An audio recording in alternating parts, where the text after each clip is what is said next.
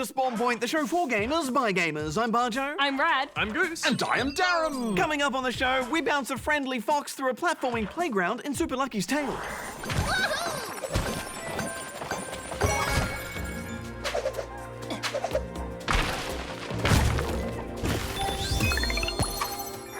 Did everyone bring their dancing shoes? Because we're going to be getting into the groove of Just Dance 2018. 24-karat magic in the air. Head to toe, so clear. Look out! Pop, pop, Oh, perfect. I brought Boris. Boris? Yeah, Boris is my disco ball, and you can't dance without a disco ball. Ergo, you can't dance without Boris. He's adorable. Now cycle up those brain cells, spawnlings. It's time for Darren's Challenge. Today, I'm asking you this. In Mario and Rabbids Kingdom Battle, what is the name of the rabbit who fuses with the Super Merge helmet? Answer at the end of the show! Nice little test of our memory there, Darren. Yes, but it's time to get on with the rest of the show. It's time for our first review. And I'll give Boris a polish. Oh, I dropped him! Foxes are cute. The internet loves them! Yes, they're like extra cute dogs. And in Super Lucky's Tale, you get to play the cutest fox of them all.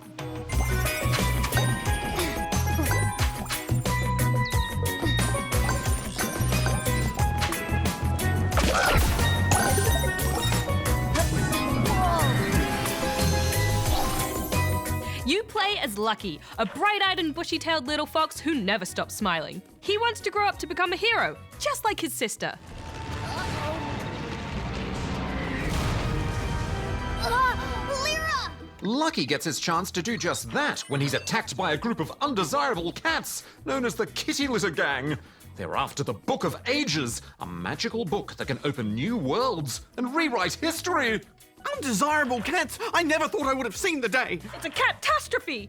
Lucky saves his sister, but along with the Kitty Litter Gang, he's swept inside the book and trapped. This is where it becomes your job to battle the gang and work through a variety of platforming puzzles.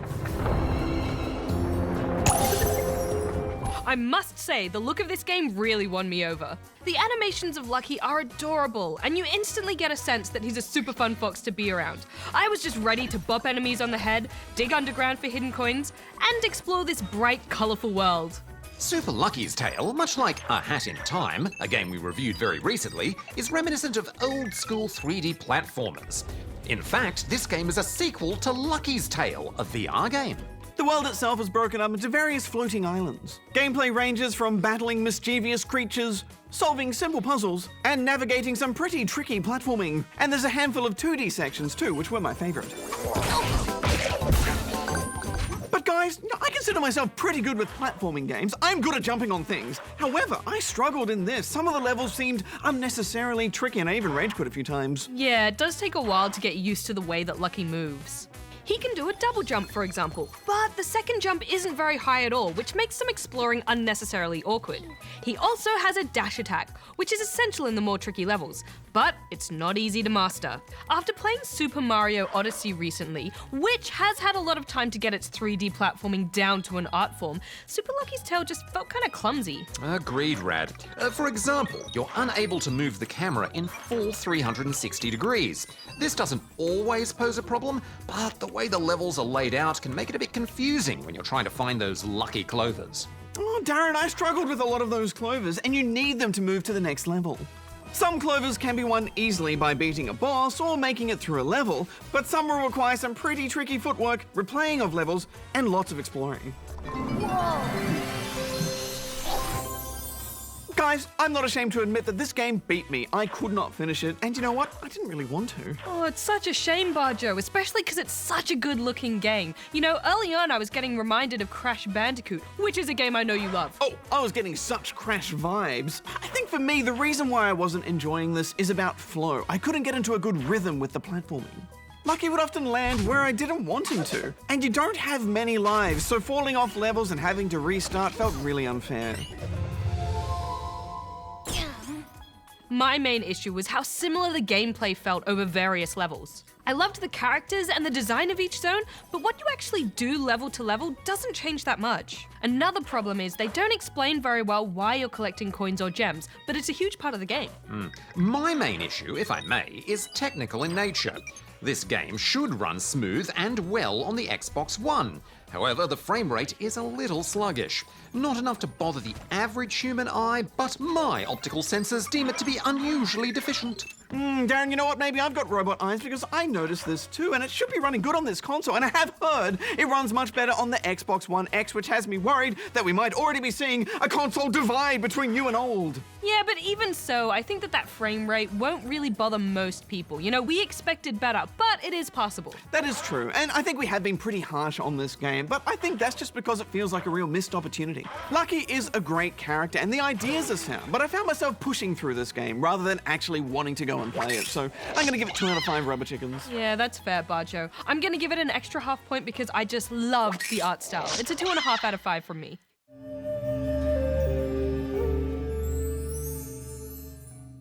It is impossible to get good Wi-Fi on top of this mountain. Oh, hello there, my young Factolites. Today we are looking back to a very important year in the history of gaming. 1977. 40 years ago. A year that changed video games forever. Now, video games did exist before 1977. In the 1960s, university students would play them on the gigantic, expensive computers of the time. But you couldn't buy them in stores back then, and if you wanted to play a game, you had to code it yourself. In the early 1970s, the general public got their first taste of video games. Simple arcade games like Pong began to appear, along with the first TV game consoles. But these systems were little more than curiosities. They were still very niche. But 1977 saw the launch of 2 machines that could only be described as blockbusters. The Apple II home computer and the Atari VCS console, later known as the Atari 2600. These systems weren't the most advanced, nor were they the most powerful, but they sold in their millions. Today, we take the convenience of home gaming for granted, but in the 70s, it was a big deal. The blockbuster games of the era would debut in the arcades, and these places were often quite grotty and dodgy. But thanks to the Atari 2600, millions and millions of youngsters could experience Pac-Man and Space Invaders in the comfort and safety of their own homes. And they didn't need an unlimited supply of 20-cent pieces to play them. Likewise, the Apple II home computer offered youngsters opportunities they'd never had before. The chance to dabble with coding and to learn how computers work. And it had wonderful games too, like Lode Runner and Shoplifter and the Oregon Trail. In many ways, Apple and Atari set the standard. For example, these systems were expandable. On the Atari, you could buy special controllers for games, like paddles and steering wheels. On the Apple, you could add peripheral cards to the motherboard, granting better graphics, or more memory, or even a modem for going online. They also became cultural touchstones. Like fans of a popular book or TV show, owners of a popular system had something in common to talk about, sparking friendship and friendly rivalry. And today, the spawnlings of 40 years ago can look back fondly at childhood spent gaming. What memories will the spawnlings of today treasure 40 years hence? Only time will tell. That's enough for today, my Factolites. Remember, your time is precious. Use it wisely. Ram. Wrong.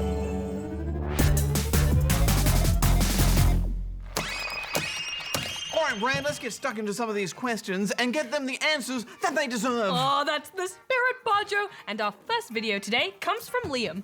Hi, Spawn Boy. I got some questions to ask you about Mario Run. 1. Is there another way to defeat the Koopa Troopers? 2. Can we get the magic stick off the witch? And 3. At the start of the game, can we get Bowser on your team Thank you.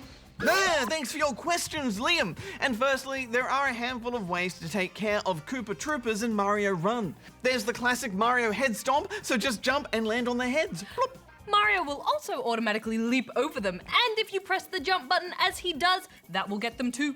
Other than that, there are a few more exotic methods, like when you jump on a Koopa Trooper, you'll launch its shell away from you, which will take down any enemies it hits. Or if there's a trooper standing on a destructible block or a question block above you, you can jump onto it to take care of them. And if you can get a superstar, then you'll be invincible and can just run right through them. Or you can take out enemies by sliding down hills and doing rolls after a fall. But I think that's all the ways that I can think of anyway. As for getting the magic stick or wand off the witch, or Magic Koopa as they're officially known, well, I'm pretty sure that's not possible. Yeah, as far as I know, Mario has never been able to get the wand off them in any game. But not only that, I'm pretty sure there aren't any Magic Koopas in Mario Run anyway. Oh, well, let's just check that with Darren, shall we? Please do! Hello, Darren speaking. Hey. Hey Darren, just a quick question. Are there any Magic Koopas in Super Mario Run? Negative. There are no Magic Koopas in Super Mario Run. Well, are there any witchy characters with sticks that Liam here might be talking about? Well, there are fishing boos. They have fishing rods, which are a bit stick-like, and they are ghosts, which is sort of magical. Other than that, the only enemies with anything stick-like would be the Rocky Wrench, who throws wrenches at you. Oh, all right. Well, I guess he might be talking about them then. Thanks for that, Darren. Oh, my pleasure. Goodbye. Goodbye. Bye. So the short answer to that was no, Liam. And sadly, it's a no for getting Bowser on your team too. He's not a playable character, although that would be cool. Yeah. But moving on now to this from Zoe. Hi, good game. I've got 2 questions for you. One, is Major from Australia on the Nintendo 3DS XL, or will it be? 2, why did the Nintendo company stop selling Animal Crossing? Bye! Pika, right back at you, Zoe. But sorry to say that Mages of Mistralia is only available for PC, PS4, and Xbox One at the moment. And as far as we've heard, there's no plans for a 3DS version. My guess is that it needs some hardware that's a bit more powerful than the 3DS to run, so I don't think it's very likely to happen. But nothing is impossible. Everything is possible when you put your mind to Yeah, it. or at least probable. And the developers have said that they would love to make a Switch version, but they haven't confirmed that that's happening, at least not yet. As for why Nintendo has stopped selling Animal Crossing, well, I don't think they have.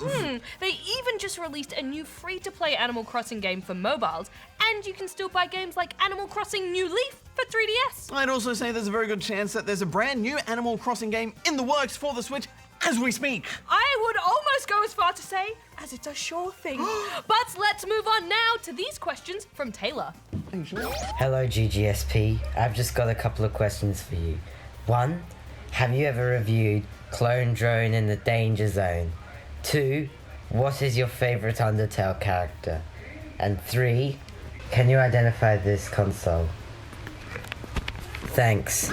Thanks for your questions, Taylor. But no, we haven't reviewed Clone Drone in the Danger Zone. Clone Drone in the Danger Zone. I to say. don't think I've even heard of it before. Yeah, me neither. Maybe we should call Darren again and see what he knows about it. I always love to give Darren a little call. Clone Drone in the Danger Zone. Clone Moan in the Drone Zone. I can't even say it anymore. Hello, Darren speaking. Hey Darren, we were just wondering if you could tell us about Clone Drone in the Danger Zone. Oh, of course.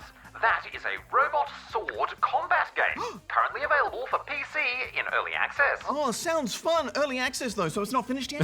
Affirmative. All right, well, I think that is all the information that we needed, Darren. Thank you very much. Oh, my pleasure. Goodbye. Bye, goodbye, bye. Oh, Darren.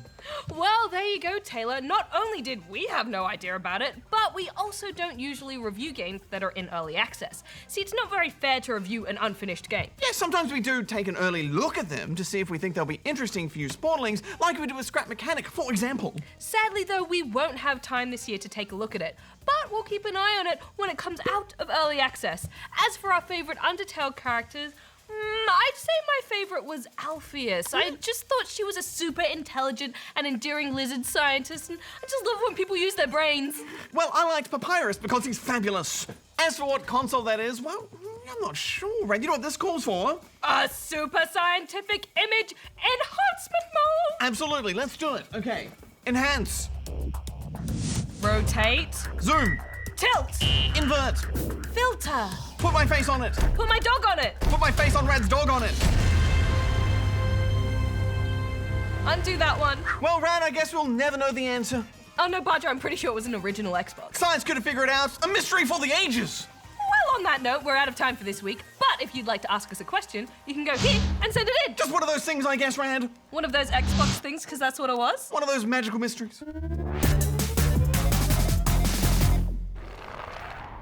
I'm blue, da ba dee da ba die, da ba dee da ba die, da ba dee da ba die, da ba dee da ba die, da ba dee da ba die, da ba dee da ba die, da ba dee da ba die.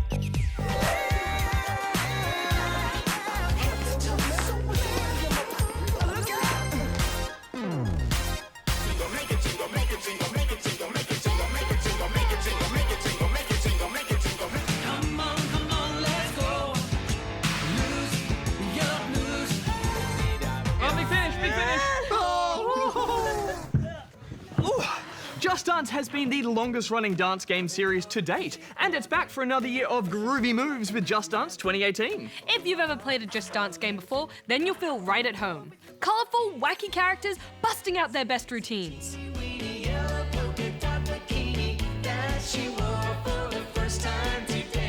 And there's a few new things that they've added to the mix. Affirmative. There's now a kids mode, which selects a few fun songs with easy moves for younger spawnlings. The dance moves seem to be the same whether you play it in kids mode or normal mode, although the kids version has a simpler, more colourful clip to dance along to. Get with the program, Barjo. I think I'm out of sync with you guys. That means you're doing it We're right. nailing this. The kids mode doesn't have any scoring, and it also no longer tells you the usual feedback of okay or perfect. Instead, it's been changed to more general words like yeah and haha. I didn't like that. I mean, is haha better or is yeah better? What does it all mean? Yeah, it is nice to have something aimed at really young kids, but at the same time it feels a bit pointless. I guess it's sort of handy not to have to go searching for the easy songs. See the line where the sky meets the sea. Sure, it just would have been nice if they had more complex and interesting main routines and then easier ones for kids. But thankfully, the game does still have a lot of alternate choreography. That's right. There's a number of alternate routines and tons to unlock through this vending machine style minigame that you activate using Mojo coins, which you earn by dancing. The unlocks are mostly just cosmetics, but there's still something about lucky dips that just appeals to the human species. The game also includes 90 days of Just Dance Unlimited, which is a paid subscription-based version of the game that offers pretty much the entire back catalogue of songs, plus some exclusives. We first saw this hit the scene with Just Dance 2016, and it remains a highlight. Yeah, my eyes lit up when Unlimited unlocked and I saw all the tunes available. It also means I can dance to some of my favourites from older games in the series.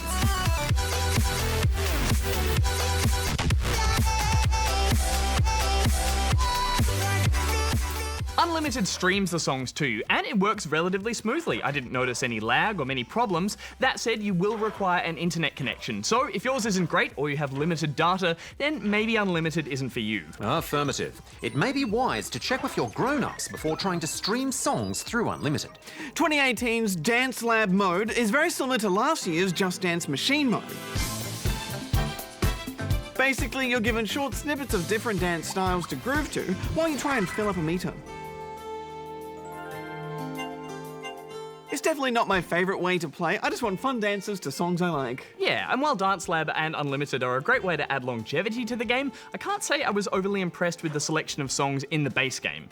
I couldn't find enough of those classic songs that I saw and said, yes, I want to dance to that. You rock-a-bye, baby, don't you cry.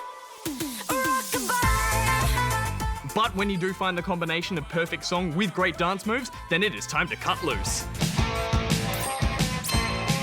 I'll hit the ceiling, or else I'll tear up this town. Tonight I gotta cut loose, kick up the Sunday shoes. I didn't know quite a few of the songs, but thankfully the dances were still good. And I think in general, the dances are pretty fun this time around. Routines are more well-rounded, and there's a good balance of challenge and silliness.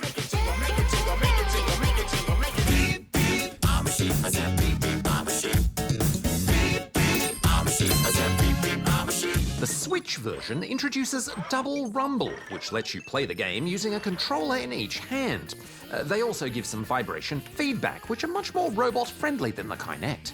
The Kinect is still my preferred way to play though, because it's great just to be able to just dance. And I don't feel like the controllers really capture the essence of my moves. You mean these moves? Gold on my wrist, one turning that wheel. Been so clean, fresh, wash, wax, seal. F-R-E-E-D, long D-I-A-F-R-E-E. That's what the judge said. Make it jingle, make it jingle, make it jingle, make it jingle, make it jingle, make it jingle, make it. Bellissimo. Majestic! Playing with the Kinect also lets you see a little edited video of your dancing at the end, which remains one of my favourite things about the game. And they've really refined how they edit them together using reverse snippets and still frames to make it maximum silly fun. And the interface felt a lot more streamlined to me. They've gotten rid of a lot of little things that just didn't really work in the last Just Dance game to make a more smooth experience. Yeah, there's no more of those sing-alongs or awkward Kinect-controlled menus, just good old-fashioned dance moves. But the age-old question with yearly released games like this is it worth getting this version of the game? Well, I don't think there's a straightforward answer to that, Darren. I definitely think the standard of the dancing in Just Dance 2018 is pretty good. But at the end of the day, the main draw card is still Just Dance Unlimited. So I'd say gamers have to ask themselves if the price of this game is worth a 3-month unlimited subscription, then I'd say go for it. I'm giving it 3 out of 5 rubber chickens. But if you already own a version of Just Dance with Unlimited, then it's not really worth getting 2018 for those exclusive songs alone, even with nicer menus. It is still a ripper of a party game though, so I'm also giving it 3 out of 5 rubber chickens. Oh, I have such a soft spot for dance games, and with the Kinect being discontinued, this could be one of your last opportunities to get a controller-free video game boogie fix. I'm gonna give it 4 out of 5 rubber chickens. Boogie, boogie, boogie. Boogie, boogie, boogie, boogie. Boogie, boogie, boogie, boogie, boogie. Boogie, boogie, boogie, boogie, boogie. Boogie, boogie, boogie, boogie. Do the Darren!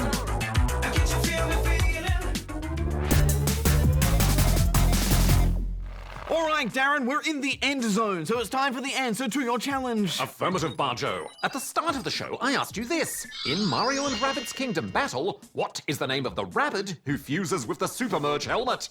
And the answer is... Spawny! Yes, his name is actually Spawny. They should have called him Spawn Ling. Well, next week on the show, it's time to find our super suits as we review LEGO Marvel Superheroes 2.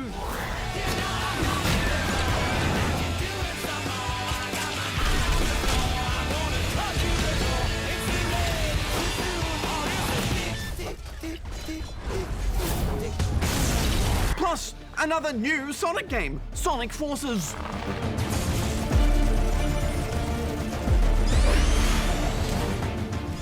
Oh, easy, Barjo. Don't forget you can get a dose of gaming news with Spawn Point Scoop released every Monday morning on the ABC Me app. Until next time, be nice, have fun, and keep gaming. Rat out. Goose out. Barjo out. Darren out. Barjo, 2 Sonic games in 1 year. Can you really handle that? Definitely. But Sonic Mania was so good. Can lightning strike twice? Maybe? I've calculated the chances of 2 good Sonic games in a row, and I don't think you'll like the answer, Barjo.